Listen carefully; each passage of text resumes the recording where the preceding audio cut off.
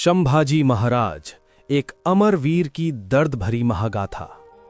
जब भी भारत की वीर भूमि पर बलिदान की बात होती है, जब भी धर्म, स्वाभिमान और अस्मिता की रक्षा की चर्चा होती है, तो इतिहास के पन्नों से एक नाम अग्नि की तरह चमक उठता है। छत्रपति शिवाजी महाराज के वीर पुत्र संभाजी महाराज। ये कहानी सिर्फ एक राजा की नहीं, ये कहानी है उस शेर की जो टूटा नहीं, झुका नहीं और अंत तक लड़ता रहा। जन्म शेर का वारिस। साल था 14 मई 1657 ईस्वी। महाराष्ट्र की पवित्र धरती पर एक ऐसा बालक जन्मा जिसे इतिहास संभाजी के नाम से जानेगा। वो कोई साधारण बालक नहीं था, वो था उस महान योद्धा का पुत्र जिसने मुगलों की नींव हिला दी थी, छत्रपति शिवाजी महाराज। जन्म से ही संभाजी के भीतर अग्नि थी। उनकी आंखों में वही तेज, वही स्वाभिमान जो उनके पिता की पहचान था। माता साईबाई का स्नेह मिला, पर बचपन में ही मां का साया सिर से उठ गया। छोटे से संभाजी ने तभी समझ लिया, जीवन आसान नहीं होगा। शिक्षा, तलवार और शास्त्रीय ज्ञान। उनके मुख्य गुरु थे केशव पंडित। उन्होंने संभाजी को सिखाया। छत्रपति संभाजी महाराज ने बहुत कम उम्र में ही गहरा ज्ञान अर्जित कर लिया था। उम्र के हिसाब से 8-10 साल की उम्र तक संस्कृत, मराठी की अच्छी पकड़, शास्त्र और नीति की शुरुआती शिक्षा। 12-14 साल की उम्र में वेद, पुराण, धर्म ग्रंथों का अध्ययन, फारसी और राजनीति की समझ, युद्ध नीति और राजकाज की ट्रेनिंग। लगभग 14-16 साल की उम्र में उन्होंने बुद्धभूषण जैसा ग्रंथ लिखा संस्कृत में। मतलब किशोर उम्र में लगभग 12 से 16 साल में ही उन्होंने वो ज्ञान हासिल कर लिया था जो आमतौर पर लोग पूरी जिंदगी में सीखते हैं। वो 9 भाषाएं जानते थे। एक राजकुमार जो कलम और तलवार दोनों का धनी था, पर उनका जीवन कभी सीधा नहीं रहा। संघर्ष की शुरुआत। इतिहास में एक समय ऐसा भी आया जब हालात ने उन्हें पिता से दूर कर दिया। दरबार की राजनीति, षड्यंत्र, गद्दारों की चालें। संभाजी को कैद किया गया। अपनों ने ही उन पर शक किया, पर शेर को बंदी बनाया जा सकता है, उसकी आत्मा को नहीं। उन्होंने कैद तोड़ी और वापस लौटे। और तब शिवाजी महाराज ने पहचाना, ये बालक नहीं, आग है। सिंहासन का उत्तराधिकारी। 1680 भारत के इतिहास का एक काला दिन। छत्रपति शिवाजी महाराज नहीं रहे।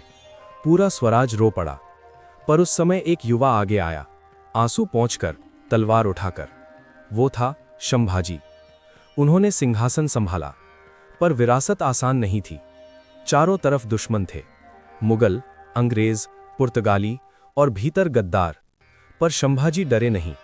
औरंगजेब से टक्कर। दक्कन आगम 1681 ईस्वी में आया था। दिल्ली का तख्त हिल गया जब खबर पहुंची शिवाजी का बेटा सिंहासन पर बैठ गया। औरंगजेब समझ चुका था, ये लड़ाई आसान नहीं होगी। उसने अपनी पूरी ताकत झोंक दी। लाखों की सेना, असंख्य धन, एक ही लक्ष्य, मराठों को खत्म करना। पर संभाजी ने झुकने से इनकार कर दिया। उन्होंने किले बचाए, हमले किए और बार बार मुगलों को हराया।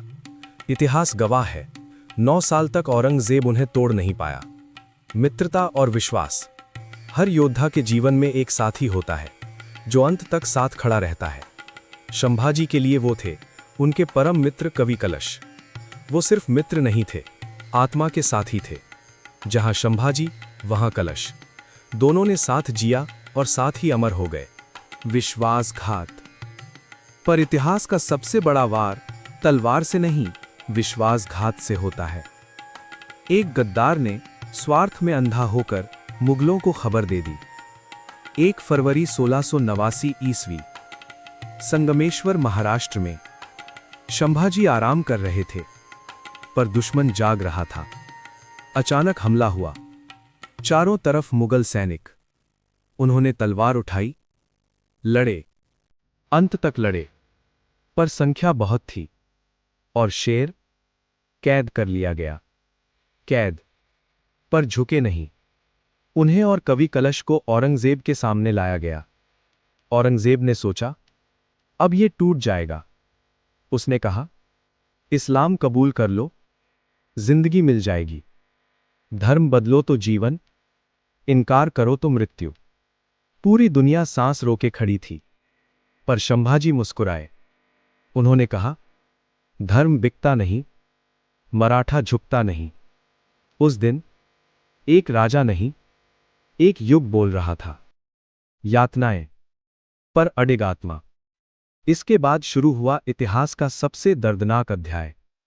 उन्हें खंभे से बांधा गया, 40 दिन तक कठोर यातनाएं दी गईं, अपमानित किया गया, तड़पाया गया।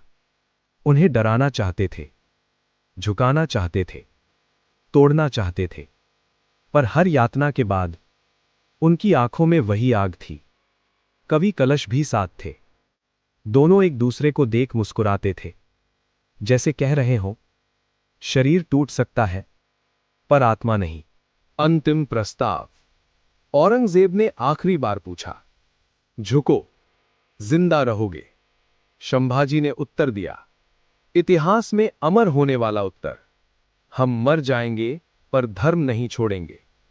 ये सुनकर साम्राज्य कांप उठा, क्योंकि उस दिन एक कैदी नहीं, अजेय आत्मा खड़ी थी। अमर बलिदान। और फिर वो दिन आया, जिस दिन शरीर हार गया पर आत्मा अमर हो गई। संभाजी और कवि कलश बलिदान हो गए, पर उस दिन मुगल जीत नहीं पाए, क्योंकि संभाजी मरकर भी जीत गए। एक मौत जिसने इतिहास बदल दिया।